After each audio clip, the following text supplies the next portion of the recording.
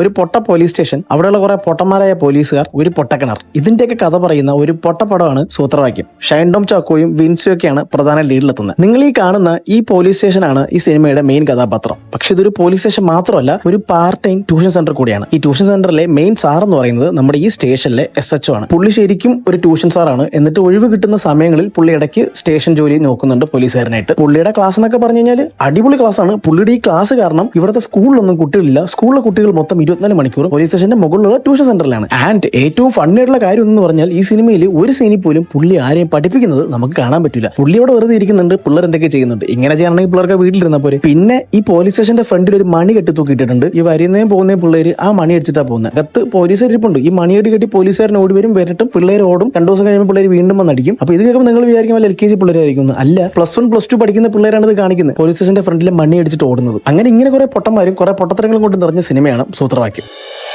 Cinema തുടങ്ങുന്നത് ഒരേ സമയം ഒരു സ്കൂളും ഒരു പോലീസ് സ്റ്റേഷനും കാണിച്ചുകൊണ്ടാണ്. പക്ഷെ സ്കൂളിൽ പിള്ളേരില്ല, പിള്ളേരുള്ളത് മൊത്തം പോലീസ് സ്റ്റേഷനിലാണ്. സ്കൂളിൽ മണിയുമില്ല, ആ മണിയുള്ളതും പോലീസ് സ്റ്റേഷനിലാണ്. ഈ പോലീസ് സ്റ്റേഷനിലെ SHO പിള്ളേർക്ക് ട്യൂഷൻ എടുക്കാൻ വേണ്ടിയിട്ട് പോലീസ് സ്റ്റേഷന്റെ മുകളിൽ ഒരു ട്യൂഷൻ സെന്റർ തുടങ്ങിയിട്ടുണ്ട്. ഈ ട്യൂഷൻ സെന്റർ കാരണം പിള്ളേർ ആരും സ്കൂളിൽ പോകുന്നില്ല. അപ്പൊ ഇതിന് കംപ്ലൈന്റ് പറയാൻ വേണ്ടിയിട്ട് നമ്മുടെ സ്കൂളിലെ ഒരു ടീച്ചർ, ഈ ടീച്ചറാണ് വിൻസി, ടീച്ചറും പ്രിൻസിപ്പളും കൂടെ നേരെ നമ്മുടെ SHOനെ കാണാൻ വരികയാണ്. നിങ്ങൾ കാരണം സ്കൂളിൽ പിള്ളേർ വരുന്നില്ല, പിള്ളേരെല്ലാവരും ട്യൂഷൻ സെന്ററിലോട്ട് വരുന്നത്, ട്യൂഷൻ സെന്റർ നിർത്തണമെന്ന് പറയുന്നുണ്ട്.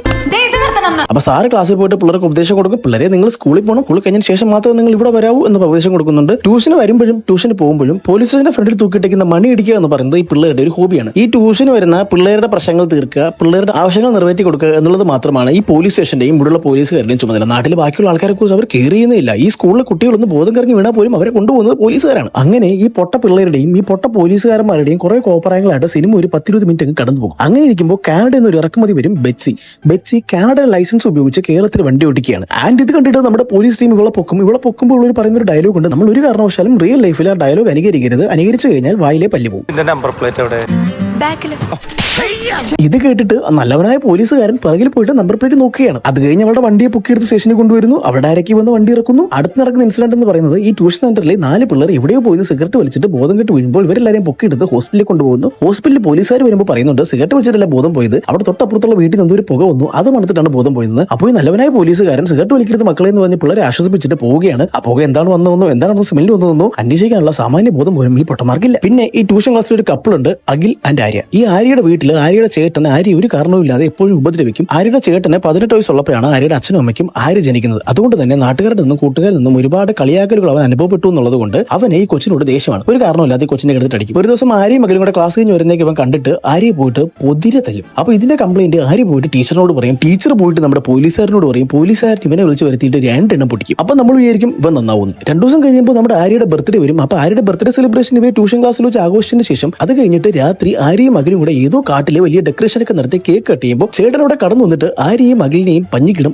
ആര്യയുടെ കയ്യെ കൂടിയും മോന്തേക്ക് ഒരുമാതിരി ഒരു സൈഡൊക്കെ ഇങ്ങനെ ചളിങ്ങി പോവും. അമ്മാതിരി അടി അവൻ അടിക്കും. എന്നിട്ട് അവൻ പോവും. അപ്പൊ നമ്മുടെ അഖിലിന് എങ്ങനെയെങ്കിലും ഈ ചേട്ടൻ വിവേകിനോട് പ്രതികാരം ചെയ്യണം. അവൻ ഇനി ഒരിക്കലും ആര്യയെ ഉപദ്രവിക്കാൻ പാടില്ല. അതിന് വേണ്ടിയിട്ട് അവന്റെ വീട്ടിൽ അച്ഛൻ പന്നി പിടിക്കാൻ വേണ്ടി ഉപയോഗിക്കുന്ന ഒരു ട്രാപ്പ് ഇവൻ നടന്നു വരുന്ന വഴി കൊണ്ട് വയ്ക്കുന്നു. ഇവൻ ആ ട്രാപ്പിൽ പെടുന്നു. ട്രാപ്പിൽ പെട്ടിട്ട് ഇവനും ഇവന്റെ കയ്യിലുള്ള സാധനം കൂടെ നേരെ തൊട്ടപ്പുറത്തുള്ള പൊട്ടക്കിണിലേക്ക് പോകുന്നു. കറക്റ്റ് പൊട്ടക്കിണിന്റെ ഫ്രണ്ട് കൊണ്ട് തന്നെ ട്രാപ്പ് വെച്ചു. അവിടെ തന്നെ അവൻ വീണു. ആ പൊട്ടക്കിണിലും അവൻ വീണു. വാ, വാട്ട് എ ക്രിയേറ്റിവിറ്റി. അവനെ പൊട്ടക്കിണ്ടി തള്ളിയിടണമെന്നും മകിലുണ്ടായിരുന്നില്ല. ഇവന്റെ കാലൊന്ന് കൊടുക്കുക, കുറച്ചാളത്തേക്ക് ഇവൻ നടക്കാതെ പോവുക, പിന്നെ ആരും ഉപദ്രവിക്കാതിരിക്കുക എന്നുള്ളതായിരുന്നു. പക്ഷേ പൊട്ടക്കിണ്ടിലേക്ക് വീണത് സ്ക്രിപ്റ്റിലായിരുന്നു. ഈ ട്രാപ്പോടെ കൊണ്ട് വെച്ചപ്പോൾ തൊട്ടപ്പുറത്തിന് പൊട്ടക്കിണ്ടുള്ളത് ഈ പൊട്ടം കണ്ടാണില്ല. അത് കഴിഞ്ഞ് ഇവനെ തള്ളിയിട്ട് കൊന്നല്ലോ ഒന്നുള്ള കുറ്റബോധത്തിൽ ഇവനിങ്ങനെ നടക്കുന്ന സമയത്ത് കോഴി വേസ്റ്റ് കൊണ്ട് ഈ പൊട്ടക്കിണ്ടിൽ ഇടാൻ വന്ന 2 പേര് നമ്മുടെ പോലീസുകാർ പിടിച്ച് പഞ്ഞിക്കിട്ടിട്ട് തൊട്ടപ്പുറത്തുണ്ടായിരുന്ന കോൺക്രീറ്റ് വേസ്റ്റിനെ കൊണ്ട് ഈ പൊട്ടക്കിണ്ടിലേക്ക് ഇട്ടു. ഇതൊക്കെ കണ്ടപ്പോൾ നമ്മുടെ അഖിലിന് ഉറപ്പായി വിവേക് തീർന്നു. ഒരാളെ കൊന്നുള്ള ഡിപ്രഷനിൽ ഇവൻ പിന്നെ സ്കൂളിലേക്ക് വരുന്നില്ല. ഇവൻ വരാത്തതുകൊണ്ട് ആര്യയും വരുന്നില്ല. ആര്യയുടെ മുഖമൊക്കെ ചളിങ്ങിയിരിക്കാനുള്ളൂ. അപ്പൊ ഇത് അന്വേഷിക്കാൻ വേണ്ടിയിട്ട് നമ്മുടെ പോലീസുകാരൻ ആര്യയുടെ വീട്ടിൽ പോകുന്നതിന് പകരം ടീച്ചറിന്റെ വീട്ടിൽ പോയി. എന്നിട്ട് ടീച്ചർ പറഞ്ഞു വിവേക് വീണ്ടും അവളെ ഉപദ്രവിച്ചു, അതുകൊണ്ടാണ് അവൾ വരാത്തതെന്ന്. അങ്ങനെ ഇത് അന്വേഷിക്കാൻ വേണ്ടിയിട്ടും അവനെ കാണുന്നതിന് വേണ്ടിയിട്ട് നമ്മുടെ പോലീസുകാരൻ ആര്യയുടെ വീട്ടിൽ പോകുമ്പോൾ ആര്യയുടെ അച്ഛനും അമ്മയാണ് സ്വീകരിക്കുന്നത്. വിവേക് ഇവിടെ നിന്ന് ചോദിക്കുമ്പോൾ വിവേക് ഇല്ല എന്ന് പറയുന്നു. വിവേകിന്റെ ഫോൺ ചോദിക്കുമ്പോൾ ഫോൺ ഇവിടെ ഉണ്ടെന്ന് പറയുന്നു. അപ്പോൾ ഈ കൈ ഒടിഞ്ഞ് മോന്തയും പോയിരിക്കുന്ന കൊച്ച് അവിടെ നിന്ന് ഏന്തി വലിഞ്ഞ് ഫോൺ എടുത്തുകൊണ്ട് വരുന്നു. ഇവിടെ സാമാന്യ ബോധമുള്ള അച്ഛനും അമ്മയും ചെയ്യുന്ന കാര്യമാണോ ഇയാൾ ചെയ്തത്? ഇത് കാണുമ്പോൾ നമ്മുടെ പോലീസ് മാമന് ദേഷ്യം വരുന്നു. പോലീസ് മാമന് സഹതാപം ഉണ്ടാവും. എങ്ങനെയെങ്കിലും വിവേകിനെ കണ്ടുപിടിക്കണം. അതിന് വേണ്ടിയിട്ട് പോലീസ് മാമൻ ഇറങ്ങിത്തിരിക്കുകയാണ്. അങ്ങനെ ഇരിക്കുമ്പോൾ ആ സ്കൂളിൽ സയൻസ് ഫെയർ നടക്കുന്നു. അത് ഇനാഗുറേറ്റ് ചെയ്യുന്നത് നമ്മുടെ പോലീസുകാരാണ്. ഈ നാട്ടിലെ ഈ സ്കൂൾ സ്കൂളും ഇവിടെയുള്ള 4 പിള്ളേരും ഈ പോലീസുകാർ മാത്രമേ ഉള്ളൂ എന്ന് തോന്നുന്നത്. ഇയാൾ ഇനാഗുറേറ്റ് ചെയ്യാൻ പോകുമ്പോൾ അവിടെയുള്ള ഒരുത്തന്റെ മോഡലിൽ ഒരു പേസ് മേക്കർ ഇയാൾ ശ്രദ്ധിക്കുന്നു. ഈ മോഡൽ എടുക്കുന്നു, പേസ് മേക്കർ ആരുടെയാണെന്ന് കണ്ടുപിടിക്കുന്നു. അങ്ങനെ പേസ് മേക്കറിന്റെ നമ്പർ ഉപയോഗിച്ച് അത് ഉപയോഗിച്ചിരുന്ന ആളുടെ അഡ്രസ്സ് കണ്ടുപിടിക്കുന്നു. അഡ്രസ്സ് അവർ പോയി നോക്കുമ്പോൾ നേരത്തെ ലൈസൻസ് ഇല്ലാതെ വണ്ടി ഓടിച്ച കാനഡക്കാരിയുടെ വീടാണെന്ന് മനസ്സിലാകുന്നു. അങ്ങനെ അന്വേഷിക്കുമ്പോൾ പുള്ളിക്കാരി ഇവിടെ ഇല്ലാന്ന് മനസ്സിലാകുന്നു. അങ്ങനെ പുള്ളിക്കാരി മരിച്ചിട്ടാണ് പുള്ളിക്കാരുടെ പേസ് മേക്കർ വന്നു എന്ന് മനസ്സിലാവുന്നു. പുള്ളിക്കാരി ആരാണ് കൊന്നത്, എന്തിനാണ് കൊന്നത്, എവിടെ വെച്ചാണ് കൊന്നുള്ള അന്വേഷണത്തിലേക്ക് വരുന്നു. അങ്ങനെ മനസ്സിലാകുമ്പോഴാണ് ഈ ബൊട്ടീക്കിൽ വെച്ചാണ് കൊലപാതകം നടന്നത്. ഈ ബൊട്ടീക്ക് പൊളിച്ചതിന്റെ വേസ്റ്റാണ് നേരത്തെ വിവേക് ഇവിടെ പൊട്ടക്കന്റെ അകത്തുകൊണ്ട് ഇട്ടതെന്ന് മനസ്സിലാവുന്നു. അങ്ങനെ അന്വേഷിച്ച് വരുമ്പോൾ വിവേക് ഇവളുടെ സ്കൂട്ടർ തിരിച്ചുകൊണ്ട് വെക്കുന്നതും വിവേകിന് ഇതിൽ പങ്കുണ്ടെന്ന് മനസ്സിലാവുന്നു. വീണ്ടും അന്വേഷിച്ച് വരുമ്പോൾ ഈ ബെറ്റ്സി എന്ന് പറയുന്ന പെൺകുട്ടിയുടെ അക്കൗണ്ടിൽ നിന്ന് ഷേർലി എന്ന് പറയുന്ന വേറൊരു പെൺകുട്ടിയുടെ അക്കൗണ്ടിലേക്ക് 3 കോടി ട്രാൻസാക്ഷൻ ചെയ്തിരിക്കുന്നു. ഈ ട്രാൻസാക്ട് ചെയ്ത എമൗണ്ട് വീണ്ടും ചെന്ന് എത്തിയിരിക്കുന്നത് വിവേകിന്റെ വേറൊരു ഫ്രണ്ടിലാണ്. അങ്ങനെ അന്വേഷണം നടത്തി വരുമ്പോൾ ഇവർ ലാസ്റ്റ് കൺക്ലൂഡ് ചെയ്യുന്നു ഈ ഷേർലിയാണ് ബെറ്റ്സിയെ കൊന്നത്.